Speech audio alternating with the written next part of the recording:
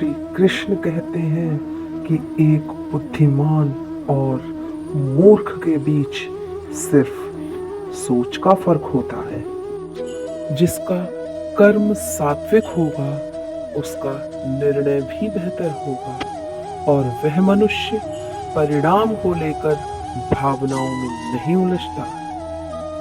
केवल इच्छाओं को वश में करने से काम नहीं चलेगा, स्वामित्व और अहंकार को भी बस में करना पड़ेगा। सात्विक व्यक्ति ऊर्जा से भरा होता है, उसका मन शांत, साधन संपन्न, दयालु, निस्वार्थ और जागरूक होता है। मृत्यु के समय आत्मा केवल देह को त्यागती है, अपना अस्तित्व नहीं। इसलिए मृत्यु को लेकर कोई भय पैदा मत करो। गीता का सार यह है कि प्रत्येक प्राणी में विराजित ईश्वर को देखो और उसके अनुसार अपने कर्म करो।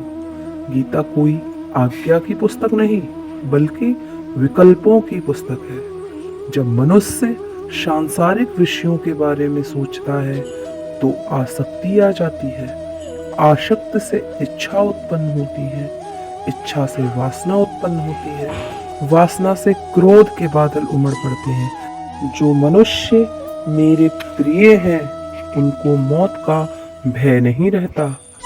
मौत उनके लिए मात्र पुराने वस्त्र उतारने के बराबर है। इस दुनिया का आकार प्रत्येक मनुष्य के लिए अलग अलग है। मनुष्य अपनी सोच और कर्म से इस दुनिया का आकार निर्धारित करता है। अपरिपक्व लोग सोचते हैं कि ज्ञान और कर्म अलग अलग हैं, लेकिन बुद्धिमान उन्हें एक ही मानते हैं। मनुष्य अपने कर्म ज्ञान के अनुसार ही करता है। संसार में जीवित रहने के लिए कर्म करते रहना चाहिए। अपने कर्तव्यों से दूर रहकर कर्म से बचने की कोशिश नहीं करनी चाहिए। जो सुना है उस पर विश्वास मत करो। कुछ लोग अपने विवेक से मुझे अपना बनाते हैं, कुछ लोग ज्ञान से, कुछ लोग कर्म से, कुछ योग से।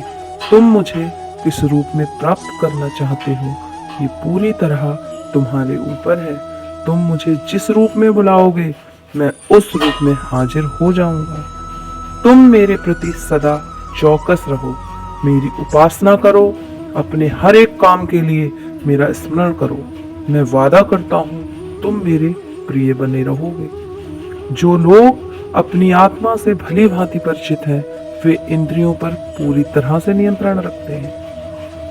अपने भूत की घटनाओं पर चिंतित होना व्यर्थ है। तुम ना तो अपने भूत को बदल सकते हो, ना अपने भविष्य की कल्पना कर सकते हो। तुम केवल चिंतित हो सकते हो जो पूरी तरह से अर्थहीन है। मन को शिक्षित कर मनुष्य अपने सोचने के तरीके बदल सकता है और कोई भी कदम उठाना सीख सकता है। यह योग को केंद्रित करने का सिद्धांत है। दुनिया का सबसे बड़ा पापी अगर समर्पण के साथ मेरी सच्ची उपासना करे तो मैं उसको भी शुद्ध कर देता हूँ। वे लोग जो केवल कर्म के फल की इच्छा से प्रेरित होते हैं वे अक्सर दुखी रहते हैं। जब किसी की चेतना एक हो जाती है तो उसकी सारी व्यर्थ चिंताएं पीछे छूट जाती हैं। किसी वजह की चिंता नहीं होती, चाहे चीजें अच्छी हो या बुरी, वह सदा एक सा रहता है। बुद्धिमानी तुम्हारी चेतना को एकीकृत करती है और कर्म के फल के प्रति आसक्ति को त्यागने में मदद करती है। दूसरों के सुख दुख पर कोई यदि इस प्रकार प्रतिक्रिया देता है जैसे वे उसके अपने हैं तो उस व्यक्ति को सच्चा आध्यात्मिक मान सकते हैं। मैं हर समय से यहाँ पर था, ऐसा कोई समय नहीं जब मैं यहाँ नहीं था। मैं समस्त भूत में भी विद्यमान था और समस्त भविष्य में मेरा विद्यमान रहेगा। तुम केवल अपने कर्म पर नियंत्रण कर सकते हो, तुम्हारे कर्म के परिणाम का तुम दावा नहीं कर सकते। हारने का डर, असफलता का भय, कर्मों के साथ भावना जोड़ना सफलता की सबसे बड़ी बाधा है। ये विचार मन को अस्थिर कर आपकी क्षमता को लूटता है। स्वार्थ से जुड़े कर्म आपको दुनिया में कैद करते हैं। व्यक्तिगत लाभ के बारे में नहीं सोचें और निस्वार्थ भाव से काम करें। अपनी इच्छा शक्ति से खुद को नया आकार दो। अपने आप को कभी स्वेच्छा से नीच मत होने दो। तुम हमेशा के लिए यहाँ रहने वाले नहीं हो। तुम्हारा जीवन बहुत सीमित है। जो मनुष्य यहाँ आता है वह अपनी क्षमता को तलाशने के लिए आगे बढ़ता है। स्वभाव के द्वारा निर्धारित कर्तव्य का पालन करने से कोई पाप नहीं होता। हम वास्तव में कभी दुनिया का सामना करते ही नहीं हैं।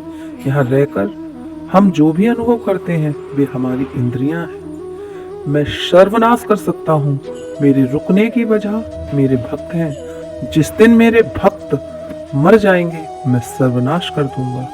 जो व्यक्ति अहंकार से मोहित होकर अपने कर्मों को अंजाम देता है वह मेरे खिलाफ खड़ा होता है। वह सभी चमकदार वस्तुओं में प्रकाश के स्रोत के रूप में स्थित है। वह सभी प्रकार के अंधकार से परे और अव्यक्त है। वह ज्ञान का विषय है और वह ज्ञान का लक्ष्य है। वह सबके हृदय में विराजमान है। तुम उसी को देख पाते हो जो तुम हो और तुम वही हो जो तुम देखते हो। मैं सभी के घरों में निवास करता हूँ। मेरी ऊर्जा सभी जगह समान रूप से है। जो मुझे पहचान लेता है उसको मैं भक्ति रस प्रदान करता हूँ। जो आदमी मुझे हर चीज में देखता है और मेरे होने के एहसास को अनुभव करता है वह मेरा सच्चा भक्त है। ऐसे भक्तों से मुझे बहुत प्रेम है। इंद्रियों का काम ही है भटकना।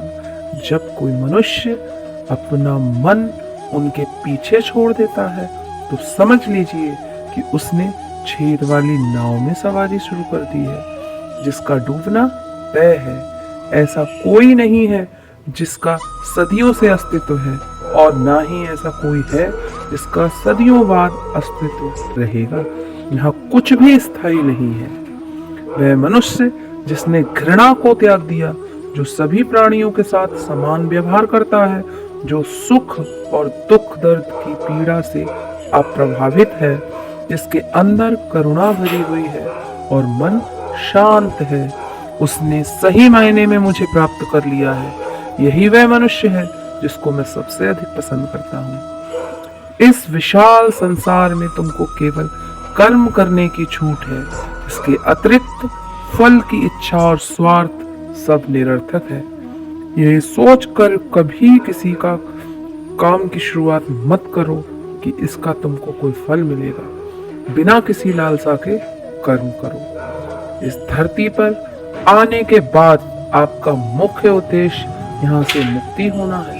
केवल वही मनुष्य मुक्त हो सकता है जो अपने कर्मों से दृढ़ संकल्प के साथ स्थिर है और सुख दुख को समान रूप से सहन करता है।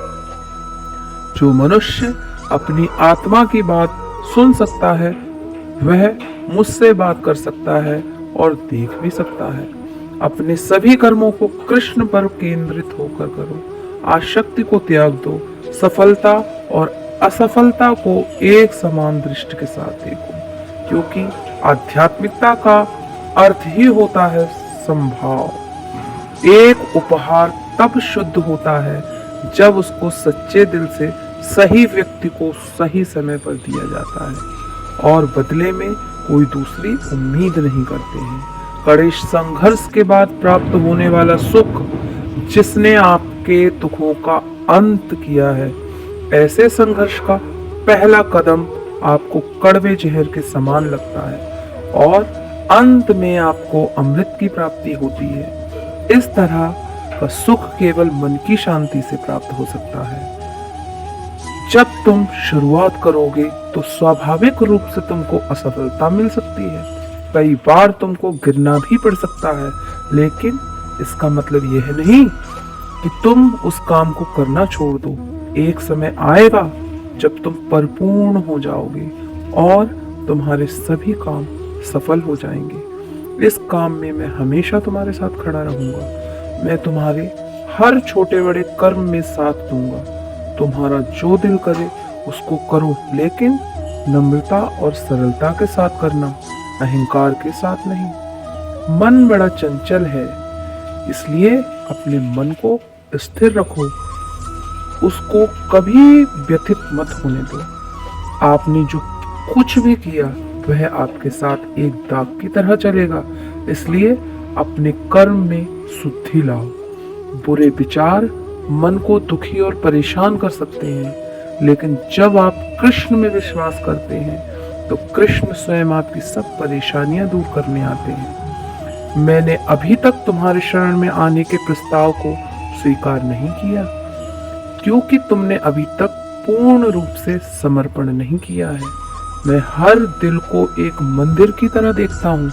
जो दिल जितना सुंदर होता है, मैं वहाँ उतना ही अधिक ठहरता हूँ। भगवान श्री कृष्ण के चरण कमल इतने पवित्र हैं कि जो कोई उनकी शरण लेता है तुरंत शुद्ध हो जाता है। इस दुनिया में तुम प्रेम सभी से करो, लेकिन पूर्ण रूप से विश्वास किसी पर मत करो। अगर तुम भरोसा करना है तो केवल कृष्ण पर करो। जो मेरे भक्तों के साथ धोखा करता है उसके लिए मैं सबसे बड़ा शत्रु हूँ। अगर